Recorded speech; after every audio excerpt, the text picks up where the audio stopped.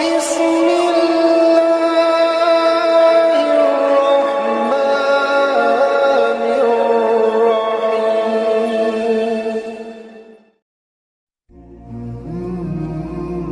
bawah terik matahari Mekah, di atas pasir yang membakar kulit, seorang manusia terbaring tanpa daya. Dadanya ditindih batu besar, nafasnya tersengal, tubuhnya penuh luka dan cambukan. Ia bukan penjahat, ia bukan pemberontak. Dosanya hanya satu. Ia beriman kepada Allah yang Maha Esa. Setiap kali dipaksa meninggalkan keyakinannya, dari bibirnya hanya keluar satu kalimat, Ahad, Ahad, Allah itu satu, Allah itu satu. Orang-orang Quraisy menertawakannya, menghinanya, menganggapnya hina karena status dan warna kulitnya. Tapi mereka tidak tahu bahwa budak yang mereka siksa ini kelak akan menjadi manusia mulia. Suaranya akan menggetarkan langit dan namanya akan dikenang sepanjang sejarah Islam. Inilah kisah Bilal bin Rabah. Bilal bin Rabah lahir di kota Mekah. Ia bukan berasal dari keluarga terpandang. Ayahnya bernama Rabah dan ibunya Hamamah, seorang wanita berkulit hitam yang dikenal sabar dan beriman.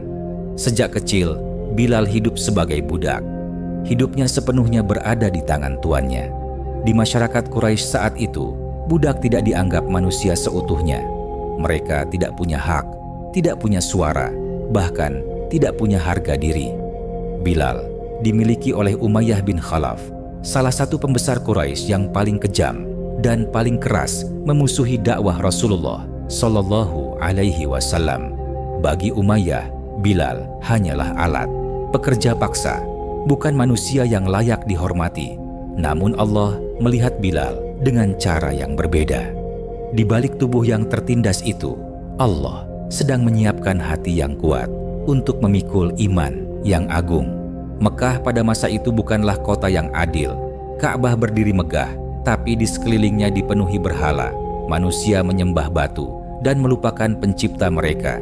Yang kuat menindas yang lemah, yang kaya berkuasa, yang miskin dan budak tidak memiliki perlindungan. Nilai seseorang ditentukan oleh harta, suku, dan kedudukan. Budak seperti Bilal tidak memiliki kehormatan. Bahkan hidup dan matinya bergantung pada kehendak tuannya. Ketika Rasulullah Shallallahu Alaihi Wasallam datang membawa Islam, beliau mengajarkan sesuatu yang mengguncang tatanan ini, bahwa semua manusia setara. Tidak ada kelebihan Arab atas non-Arab, tidak ada kelebihan kulit putih atas kulit hitam. Islam datang bukan hanya sebagai agama, tapi sebagai ancaman bagi mereka yang hidup dari penindasan.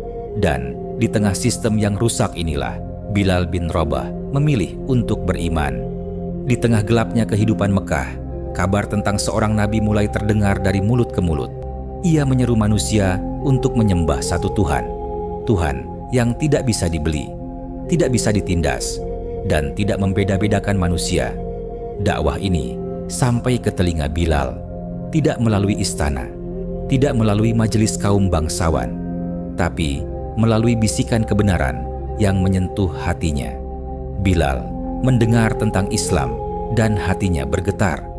Untuk pertama kalinya dalam hidupnya, ia mendengar bahwa dirinya bukan sekadar budak, tapi manusia yang dimuliakan Allah. Tanpa ragu, Bilal menerima Islam. Ia memeluk iman itu secara diam-diam, menyimpannya di dalam dada. Karena ia tahu, jika keimanannya diketahui, harga yang harus dibayar akan sangat mahal. Tapi Bilal memilih satu hal, lebih baik menderita di dunia daripada kehilangan kebenaran yang telah ia temukan. Namun iman yang disimpan rapat tak selamanya bisa tersembunyi. Keislaman Bilal akhirnya diketahui. Berita itu sampai ke telinga tuannya, Umayyah bin Khalaf. Bagi Umayyah, ini bukan sekadar pembangkangan, ini adalah penghinaan. Seorang budak berani meninggalkan agama leluhur Quraisy. Amarah Umayyah pun meledak. Bilal diseret keluar rumah. Tali diikatkan ke tubuhnya. Ia dipertontonkan di hadapan orang-orang Mekah. Setiap hari Saat matahari berada tepat di atas kepala, Bilal dibawa ke padang pasir. Pasir panas membakar kulitnya. Dahaga mengeringkan tenggorokannya. Umayyah berteriak dengan penuh kebencian, "Tinggalkan agama Muhammad." Tapi Bilal hanya menatap langit. Ia tahu inilah harga dari iman yang ia pilih, dan ia bersiap untuk menanggung semuanya. Matahari Mekah semakin meninggi. Panasnya membakar pasir hingga kaki tak sanggup berdiri. Di sanalah Bilal dibaringkan. Tubuhnya lemah, kulitnya melepuh. Umayyah bin Khalaf memerintahkan sebuah batu besar diletakkan tepat di dada Bilal. Nafasnya tertahan, dadanya sesak. Setiap helaan nafas terasa seperti akhir hidup. Umayyah kembali berteriak, "Sebut nama berhala kami, tinggalkan Tuhanmu." Cambukan mendarat, hinaan dilontarkan. Tawa mengejek terdengar di sekelilingnya. Tapi dari bibir Bilal yang kering keluar suara lirih, namun penuh kekuatan. "Ahad, Ahad, Allah Maha Esa, Allah Maha Esa." Batu itu tetap menekan. Cambukan terus datang. Tapi iman Bilal tidak runtuh. Tubuhnya boleh hancur, tapi hatinya berdiri tegak. Di hadapan kekejaman manusia, Bilal memilih setia pada Tuhan yang Maha Esa. Di tengah penyiksaan yang seolah tak berujung itu, seorang sahabat Rasulullah SAW menyaksikannya. Dialah Abu Bakar Ash-Shiddiq. Hatinya hancur melihat Bilal, seorang manusia disiksa hanya karena berkata, "Tuhanku satu." Tanpa menunggu lama, Abu Bakar mendatangi Umayyah bin Khalaf. Ia berkata, "Apakah engkau tidak takut kepada Allah menyiksa seorang manusia seperti ini?" Umayyah menjawab dengan sombong, "Engkau yang merusaknya. Kalau mau, belilah dia." Tanpa tawar-menawar panjang, Abu Bakar membayar mahal dan membebaskan Bilal. Rantai dilepaskan, cambukan dihentikan, batu besar diangkat dari dadanya. Bilal kini merdeka. Bukan hanya merdeka dari perbudakan manusia, tapi merdeka karena iman. Dan sejak hari itu, Bilal bin Rabah berdiri sebagai hamba Allah yang bebas dan mulia. Setelah dimerdekakan, Bilal tidak memilih hidup nyaman. Ia memilih berada dekat dengan Rasulullah SAW. Bilal menjadi salah satu sahabat yang paling setia. Ia melayani Rasulullah dengan penuh cinta dan keikhlasan. Tidak karena paksaan, tapi karena iman. Rasulullah SAW pun sangat memuliakan Bilal. Beliau tidak melihat warna kulitnya, tidak melihat masa lalunya sebagai budak. Yang beliau lihat hanyalah keteguhan iman dan kebersihan hati. Dalam sebuah kesempatan, Rasulullah SAW pernah berkata bahwa beliau mendengar suara langkah Bilal di surga. Bagi Bilal, itu bukan pujian yang ia cari. Ia tetap hidup sederhana, tetap rendah hati, tetap menjadi hamba Allah yang taat. Dari seorang budak yang diinjak-injak, Bilal kini berdiri sejajar dengan para sahabat mulia. Islam mengangkat derajatnya, bukan dengan harta, tapi dengan iman. Ketika Islam semakin kuat, datang satu kebutuhan penting, bagaimana memanggil kaum muslimin untuk sholat. Maka ditetapkanlah adzan, panggilan suci yang mengagungkan Allah dan menyeru manusia menuju kebaikan. Rasulullah SAW memilih satu orang untuk mengumandangkannya, bukan dari kalangan bangsawan Quraisy, bukan pula dari mereka yang paling terpandang. Pilihan itu jatuh kepada Bilal bin Rabah. Karena suara Bilal lahir dari hati yang penuh tauhid. Untuk pertama kalinya, Bilal mengumandangkan adzan. Setiap kalimatnya bukan sekadar suara, tapi kesaksian iman. Dari bibir yang dulu mengucap Ahad, Ahad, kini bergema panggilan salat yang didengar oleh seluruh kaum muslimin. Bilal bukan hanya muazin, ia adalah simbol bahwa Islam memuliakan siapapun yang memegang iman dengan teguh. Tahun itu, Mekah akhirnya dibebaskan. Kota yang dulu penuh penindasan, kini tunduk pada keadilan Islam. Berhala-berhala diruntuhkan, kesombongan runtuh bersama mereka.